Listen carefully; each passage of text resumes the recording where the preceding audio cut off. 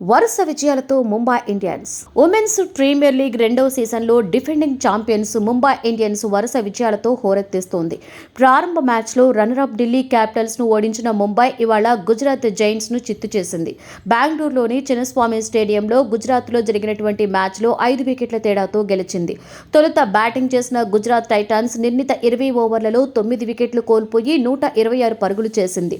అనంతరం ఛేదనలో ముంబై 5 వికెట్లు కోల్పోయి 18.1 ఓవర్లలోనే విజయాన్ని సాధించింది. అయితే ముంబై ఇండియన్స్ సునాయాసంగా నెగ్గలేదు. 49 పరుగులకే 3 వికెట్లను కోల్పోయింది. ఎస్తికా బాటియా 7.7 బంతుల్లో, హేలీ మాథ్యూస్ 7-11 బంతుల్లో, నాట్ స్వీవర్ 22కి 18 బంతుల్లో వరుసగా పెవిలియన్ కు చేరారు. ఈ దశలో బ్యాటింగ్ కు వచ్చినటువంటి అమేలియా కేర్ 31కి 25 బంతుల్లో కలిపి కెప్టెన్ హార్మన్ ప్రీత్ కౌర్ 46కి 41 బంతుల్లో ఇన్నింగ్స్ ను చక్కదిద్దింది. వీరిద్దరూ 4వ వికెట్ కు 66 పరుగుల భాగస్వామ్యాన్ని నెలకొల్పారు.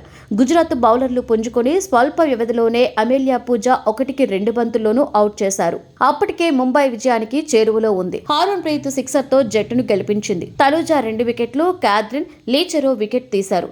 అంతకుముందు టాస్ ఓడి తొలుత బ్యాటింగ్ చేసినటువంటి గుజరాత్ టైటన్స్ 78 పరుగులకే 7 వికెట్లను కోల్పోయింది. Veda 0, Harleen 8, Litchfield 7, Hemalatha 3, captain Mooney 24, Gardner 15, Sneha 0 వరుసగా పెవిలియన్ కు చేరారు. కానీ 9వ స్థానంలో బ్యాటింగ్ కు వచ్చినటువంటి తనుజా 28కి 21 బాల్స్ తో కలిపి క్యాథరిన్ 25కి 24 బంతుల్లో జట్టును ఆదుకుంది. వీరిద్దరూ 8వ వికెట్ కు 48 రన్స్ ను సాధించారు.